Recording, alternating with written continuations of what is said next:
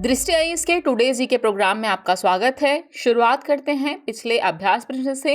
तो हमने आपसे पूछा था विश्व अंतरिक्ष सप्ताह 2022 की थीम क्या है। आपके ऑप्शन थे option A space and sustainability, option B sustainable space mission, option C sustainable development goals regarding space और option D space sustainable journey so far. इस प्रश्न का सही उत्तर है विकल्प ए स्पेस एंड सस्टेनेबिलिटी। आप में से कई व्यूअर्स ने इस प्रश्न का एकदम ठीक जवाब दिया है। चलिए अब इसके एक्सप्लेनेशन को समझ लेते हैं। हर साल 4 से 10 अक्टूबर को विश्व अंतरिक्ष सप्ताह मनाया जाता है। 4 अक्टूबर 1957 को पहले मानव निर्मित पृथ्वी उपग्रह स्पुतनिक 1 के बाहरी अंतरिक्ष में प्रक्षेपण ने अंतरिक्ष अन्वेषण को प्रेरित किया था। 10 अक्टूबर 1967 को अंतरिक्ष का मैग्ना कार्टा लागू हुआ था। इसे बाहरी अंतरिक्ष के अन्वेषण और उपयोग में देशों की गतिविधियों को नियंत्रित करने वाली संधि के रूप में भी जाना जाता है। विश्व अंतरिक्ष सप्ताह 2022 की थीम स्पेस एंड सस्टेनेबिलिटी है, जो अंतरिक्ष में स्थिरता और अंतरिक्ष से स्थिरता प्राप्त करने पर केंद्रित है। इसलिए विकल्प ए सही है। इस तरह इस प्रश्न का सही उत्तर है विकल्प ए स्पेस एंड सस्टेनेबिलिटी। चलिए अब आज के एपिसोड के पहले प्रश्न पे नजर डालते हैं। अंतर्राष्ट्रीय सौर गठबंधन यानी आईएसए के संबंध में निम्नलिखित कथनों पर विचार कीजिए। कथन 1 है इसकी परिकल्पना भारत और यूके के संयुक्त प्रयास के रूप में की गई थी। कथन 2 है वर्तमान में 109 देश इसके फ्रेमवर्क समझौते के हस्ताक्षर करता हैं। उपर्युक्त में से कौन सा या कौन से कथन सही हैं या फिर हैं? आपके ऑप्शन है केवल एक, केवल दो, एक और दो दोनों, और न तो एक न ही दो। इस प्रश्न का सही उत्तर है विकल्प बी केवल 2। चलिए एक्सप्लेनेशन से समझते हैं। अंतर्राष्ट्रीय सौर गठबंधन यानी आईएसए की 5वीं सभा 17 से 20 अक्टूबर 2022 तक नई दिल्ली में आयोजित की जाएगी। आईएसए की कल्पना भारत और फ्रांस द्वारा सौर ऊर्जा समाधानों के माध्यम से जलवायु परिवर्तन के खिलाफ संयुक्त प्रयास के रूप में की गई थी। इसलिए कथन 1 सही नहीं है। वर्ष 2015 में पेरिस में आयोजित जलवायु परिवर्तन पर संयुक्त राष्ट्र फ्रेमवर्क कन्वेंशन के 21वें सम्मेलन के मौके पर इसकी अवधारणा प्रस्तुत की गई थी। वर्तमान में 109 देश आईएसए फ्रेमवर्क समझौते के हस्ताक्षर करता है, इसलिए कथन 2 सही है। इसका सचिवालय हरियाणा के गुरुग्राम में स्थित है। इस प्रकार विकल्प बी सही है। इस तरह इस प्रश्न का सही उत्तर हुआ विकल्प बी केवल 2। चलिए अगला प्रश्न देखते हैं। ग्रेडेड रिस्पांस एक्शन प्लान यानी ग्रैप किससे संबंधित है? आपदा प्रबंधन, वायु प्रदूषण, मानवीय सहायता या फिर तेल रिसाव? इस प्रश्न का सही उत्तर है विकल्प बी वायु प्रदूषण। चलिए एक्सप्लेनेशन देखते हैं। हाल ही में वायु गुणवत्ता प्रबंधन आयोग यानी CAQM ने कहा है कि ग्रेडेड रिस्पांस एक्शन प्लान यानी ग्रेप के स्टेज 1 के तहत उपायों को तत्काल प्रभाव से दिल्ली NCR में लागू किया जाएगा। ग्रेप आपातकालीन उपायों का एक सेट है जो एक निश्चित सीमा तक पहुंचने के बाद हवा की गुणवत्ता में गिरावट को रोकने के लिए शुरू होता है। इसलिए विकल्प बी सही है। इसका पहला चरण तब सक्रिय होता है जब AQI यानी एयर क्वालिटी इंडेक्स खराब श्रेणी में आता है, जो कि 201 से 300 के बीच में होता है। जबकि दूसरा, तीसरा और चौथा चरण AQI की बेहद खराब श्रेणी जो कि 301 से 400 तक है, गंभीर श्रेणी जो कि 401 से 450 तक है और गंभीर प्लस श्रेणी जिसमें 450 से ऊपर की श्रेणी शामिल है तक पहुंचने से 3 दिन पहले सक्रिय हो जाएगा। इसे पहली बार जनवरी 2017 में पर्यावरण, वन एवं जलवायु परिवर्तन मंत्रालय द्वारा अधिसूचित किया गया था। यह एक योजना पर आधारित था जिसे नवंबर 2016 में केंद्रीय प्रदूषण नियंत्रण बोर्ड यानी CPCB द्वारा प्रस्तुत किया गया था। ग्रेप के पुराने संस्करण को केवल PM 2.5 और PM 10 की सांद्रता के आधार पर लागू किया गया था, जबकि इस वर्ष इसे AQI के आधार पर लागू किया जा रहा है, जो अन्य प्रदूषकों को भी ध्यान में रखता है, जैसे ओजोन, सल्फर डाइऑक्साइड और नाइट्रोजन के ऑक्साइड। इस तरह इस प्रश्न का सही उत्तर है विकल्प बी वायु प्रदूषण। चलिए अगले प्रश्न पे चलते हैं। हाल ही में चर्चित शब्द ड्रैकोनिड किससे संबंधित है? उल्का बौछार, क्वांटम कंप्यूटर, आपदा तैयारी या फिर ह्यूमनाइड रोबोट? इस प्रश्न का सही उत्तर है विकल्प ए उल्का बौछार। चलिए एक्सप्लेनेशन से समझते हैं। 8 और 9 अक्टूबर को पृथ्वी से ड्रैकोनिड उल्का बौछार को देखा जा सकेगा। इस दौरान आसमान अंतरिक्ष चट्टानों और धूल से झिलमिलाएगा, इसलिए विकल्प ए सही है।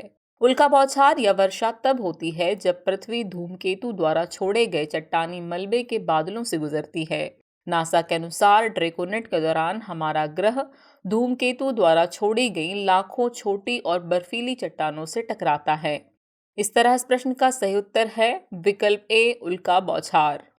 चलिए अगले प्रश्न की ओर रुख करते हैं। यूनिवर्सल पीरियोडिक रिव्यू मैकेनिज्म किस संगठन से संबंधित है? अंतर्राष्ट्रीय मुद्रा कोष, विश्व स्वास्थ्य संगठन, विश्व बैंक समूह या फिर संयुक्त राष्ट्र मानवाधिकार परिषद।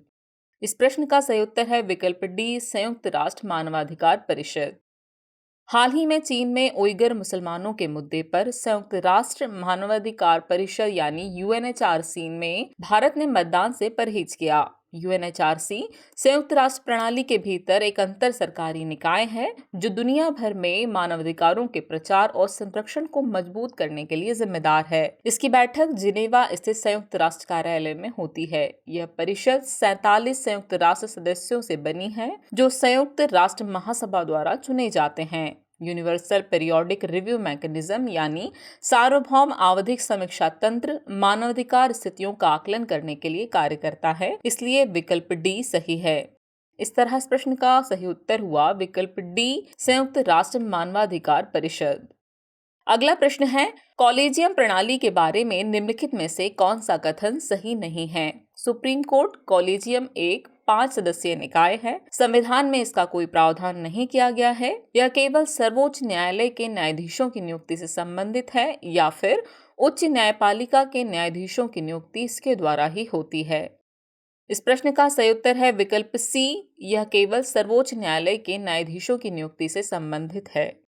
चलिए एक्सप्लेनेशन से बात समझते हैं। कॉलेजियम प्रणाली का वह तरीका है जिसके द्वारा सर्वोच्च न्यायालय और उच्च न्यायालयों के न्यायाधीशों की नियुक्ति और स्थानांतरण किया जाता है, इसलिए विकल्प सी सही होगा क्योंकि विकल्प सी में केवल सर्वोच्च न्यायालय के न्यायाधीशों की नियुक्ति की बात की गई है और आपसे प्रश्न में सही नहीं है कथन ही पूछा गया है, तो इस तरह विकल्प सी सही होगा।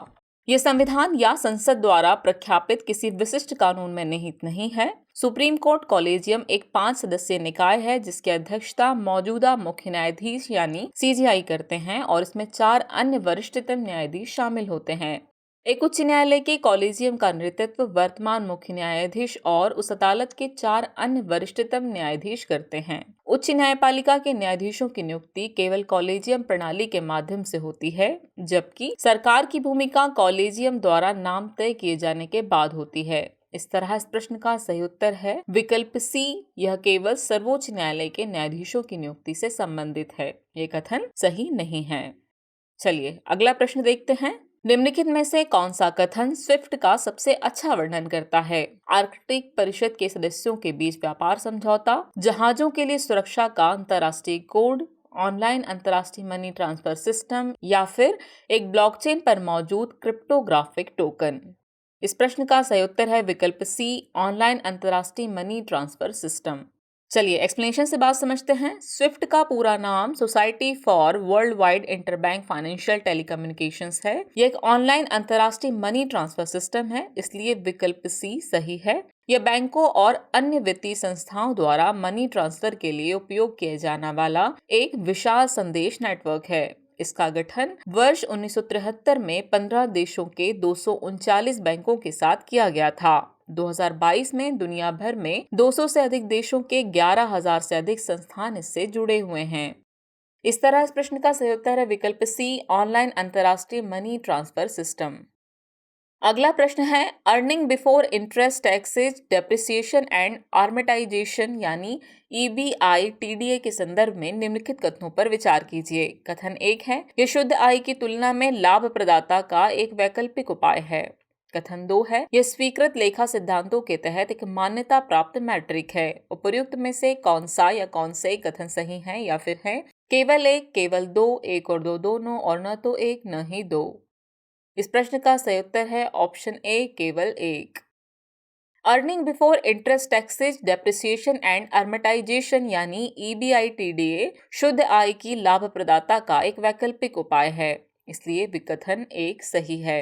EBITDA किसी कंपनी के रेवेन्यू के परसेंटेज के रूप में उसके परिचालन लाभ की माप होता है। किसी कंपनी का EBITDA मार्जिन कैलकुलेट करना उस कंपनी के कॉस्ट कटिंग एफर्ट्स की प्रभावशीलता का अनुमान लगाने में मदद करता है। अगर ये उच्च होता है तो कुल रेवेन्यू के मामले में उसके परिचालन खर्च कम होते हैं। यह स्वीकृत लेखा सिद्धांतों के तहत मान्यता प्राप्त मैट्रिक नहीं है, इसलिए कथन 2 सही नहीं है। इस प्रकार विकल्प ए सही है, जो कि कहता है कि केवल एक ऑप्शन सही है। चलिए अगला प्रश्न देखते हैं। कानूनी सेवा प्राधिकरण अधिनियम के तहत लोक अदालतों को वैधानिक दर्जा कब दिया गया? 1987, 1988, 1989 या फिर 1990? इस प्रश्न का सही उत्तर है विकल्प ए 1987। 12 नवंबर 2022 को पूरे देश में राष्ट्रीय लोक अदालत आयोजित की जाएगी। लोक अदालत वैकल्पिक विवाद निवारण तंत्रों में से एक है। यह एक ऐसा मंच है जहां पूर्व मुकदमेबाजी के स्तर पर लंबित विवादों या मामलों को सौहार्दपूर्ण ढंग से निपटाया जाता है। इनका आयोजन राष्ट्रीय कानूनी सेवा प्राधिकरण और अन्य कानूनी सेवा संस्थानों द्वारा किया जाता है। लोक अदालतों को कानूनी सेवा प्राधिकरण अधिनियम 1987 के तहत वैधानिक दर्जा दिया गया था, इसलिए विकल्प ए सही है। लोक अदालतों द्वारा किए गए निर्णय को एक दीवानी अदालत की डिक्री माना जाता है और ये सभी पक्षों के लिए अंतिम और बाध्यकारी होता है। इस तरह के निर्णय के खिलाफ कोई भी अपील किसी भी अदालत के समक्ष नहीं होती है। इस तरह इस प्रश्न का सही उत्तर है विकल्प ए 1987। अगला प्रश्न है, संसदीय समितियों के संबंध में निम्नलिखित कथनों पर विचार कीजिए। कथन 1 है, ये सदन द्वारा नियुक्त या निर्वाचित होती हैं। कथन 2 है, यह राष्ट्रपति के निर्देशानुसार कार्य करती हैं। उपर्युक्त में से कौन सा या से कथन सही है या फिर है केवल एक, केवल दो, एक और दो दोनों, और न तो एक न ही दो? इस प्रश्न का सही उत्तर है विकल्प ए केवल एक। हाल ही में 22 स्थायी संसदीय समितियों का पुनर्गठन किया गया है। संसदीय समिति सांसदों का एक पैनल है जिसे सदन द्वारा नियुक्त या निर्वाचित किया जाता है या अध्यक्ष द्वारा नामित किया जाता है, इसलिए कथन 1 सही है। ये अध्यक्ष के निर्देशन में कार्य करती हैं, अर्थात ये अपना प्रतिवेदन सदन या अध्यक्ष को प्रस्तुत करती हैं, इसलिए कथन 2 सही नहीं है। ये समितियां मोटे तौर पर 2 प्रकार की होती हैं। पहला, स्थायी समितियां।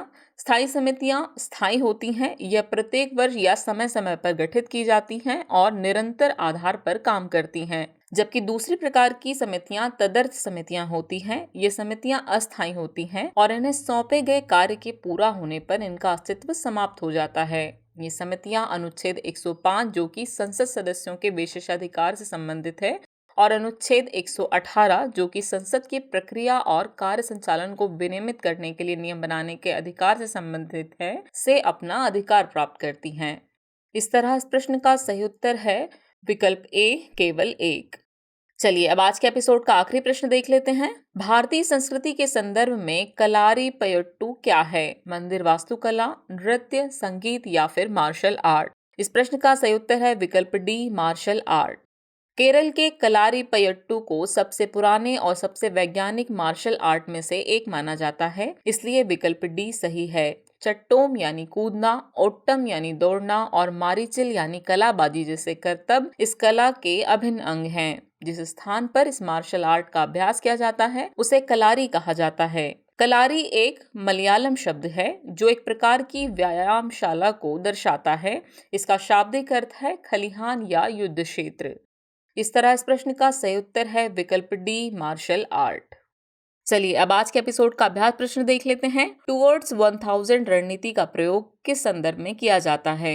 आपके ऑप्शन है, ऑप्शन ए HIV का उन्मूलन, ऑप्शन बी जनजातीय क्षेत्रों की शिक्षा, ऑप्शन सी अंतर्राष्ट्रीय सौर गठबंधन या फिर ऑप्शन डी शरणार्थी प्रबंधन। तो व्यूअर्स इस प्रश्न का उत्तर कमेंट बॉक्स में देना ना भूलें। जल्दी मिलते हैं नए एपिसोड में नए नए सवालों और उनके नए जवाबों के साथ। तब तक के लिए शुक्रिया।